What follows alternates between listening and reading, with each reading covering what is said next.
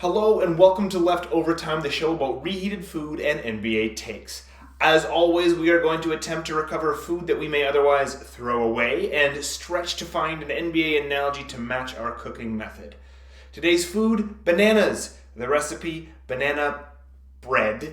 And on the NBA take side, failed banana boats, aka super teams.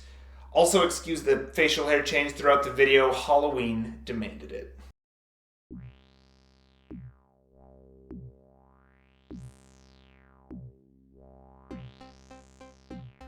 Bananas, sold in bunches and with each one plucked from that bunch an ever faster ticking clock on the bananas left over.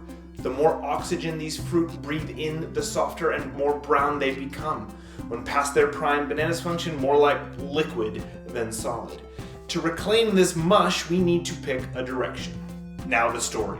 In 2015, LeBron James, Dwayne Wade, and Chris Paul were spotted on vacation riding an inflatable banana boat, and an NBA meme was born along with rumors that the three NBA stars were planning to join forces on a new team.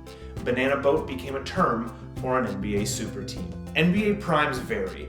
LeBron James's game never seems to age. Tim Duncan was near elite until retirement, as was Kareem Abdul-Jabbar, Bill Russell, Jerry West, the names go on. Regardless of when a player reaches superstardom, once a player reaches it, countless NBA teams will trade for or offer big contracts in the hopes to squeeze out whatever they can to win a championship. It doesn't always work.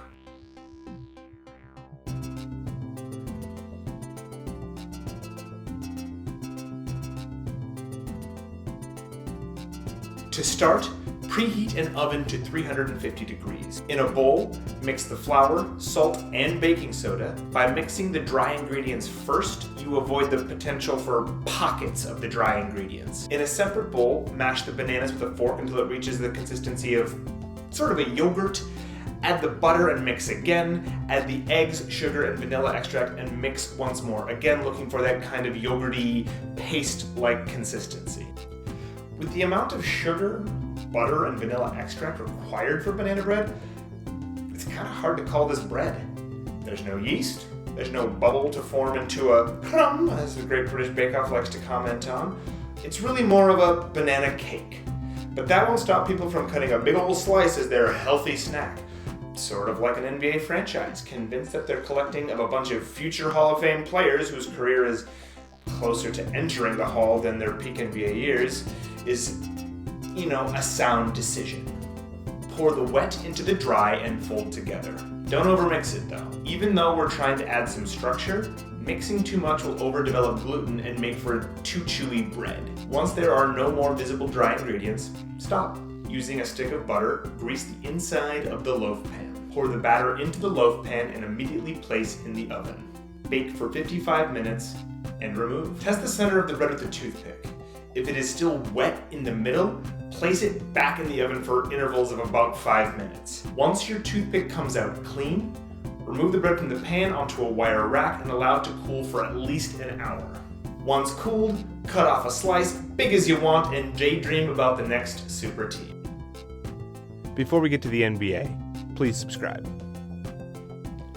First up for our failed banana boat teams, the 1999 Houston Rockets. The buildup of this super team started in 1996 when the Rockets traded Sam Cassell, Robert Horry, Chucky Brown, and Mark Bryant for Charles Barkley to pair with Hakeem Olajuwon and Clyde Drexler. The new-look Rockets were good, but were unable to get through the ascendant Utah Jazz. Then, in January 1999, which was the start of that season due to a lockout, the Rockets traded with the Chicago Bulls for Scottie Pippen, this time sending out Roy Rogers and a second-round pick. Now, Drexler had retired by this point, so the Rockets' Big Three boasted 2 former MVPs in Olajuwon and Barkley, 8 championships between Pippen and Olajuwon, and little else. All of the brilliance on offense and defense never led to any synergy between the stars. When pressed against a younger, more spry LA Lakers team in the first round of the playoffs that season, they were summarily dismissed. After the season, what was apparent on the court became spoken in the press, as Barkley and Pippen began to openly feud. Pippen was traded to the Portland Trail Blazers the following season. Barkley retired a year later, and Hakeem was traded to the Toronto Raptors for his final season. And the Rockets looked to the future and stars on the rise instead of their twilight. Years later, Pippen would recount, "We were a little bit older. I thought I was joining a super team to some degree, but it just didn't work out. I felt it wasn't a good fit for me, obviously coming off a second back surgery. I didn't realize how much Hakeem had diminished in the game. I didn't realize Charles wasn't as dedicated as he should be." Next, the 2014 Brooklyn Nets. In the summer of 2013, the Brooklyn Nets traded with the Boston Celtics for Kevin Garnett and Paul Pierce. They sent out their entire future, or more specifically, 3 first-round picks, a pick swap, and 5 players. The Nets owner, Mikhail Prokhorov, who had only 2 years left to make good on his guarantee to win a championship in 5 years, was desperate. KG and Pierce joined fellow All-Stars Deron Williams and Brook Lopez, both firmly in the prime of their careers.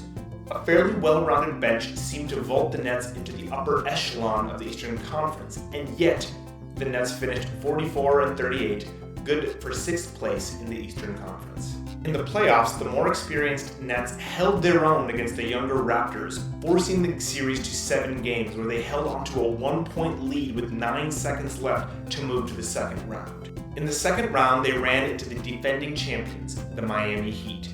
In a gentleman's sweep, the Nets were pulverized by the quicker, more cohesive Heat team. The Nets were unable to hold the core together for another season.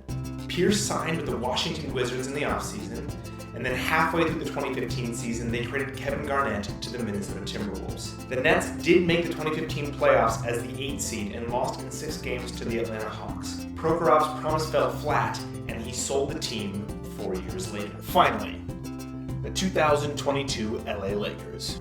A year removed from winning the championship, the Lakers were looking to retool around their stars, Anthony Davis in the midst of his prime, and Father Time's greatest adversary, LeBron James. Rumors of the Lakers' options circulated. Would they target shooting or defense?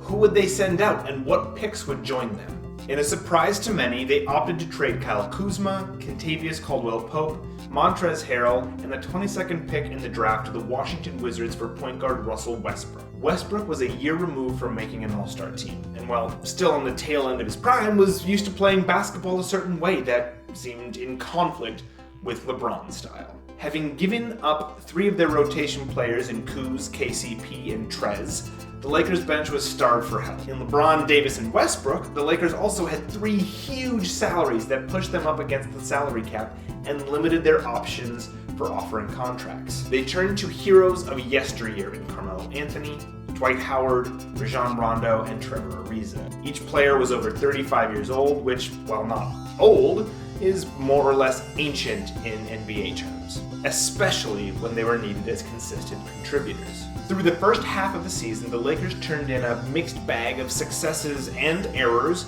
leading to a 500 record. From there, the wheels fell off. For every win the Lakers banked, they frittered away 3 times as many losses. By the end of the season, they had missed the newly minted NBA play-in game by a single loss. With the season finished, 9 of the players the Lakers had brought in throughout the season to push for another playoff run had retired. So there you have it, banana bread, a lovely confection put together with fruit near the point of no return. It's best in small slices instead of a core of a meal, much like an NBA team amassing past their prime stars to be their backbone. It's nice as a dessert, but it's not something that can sustain.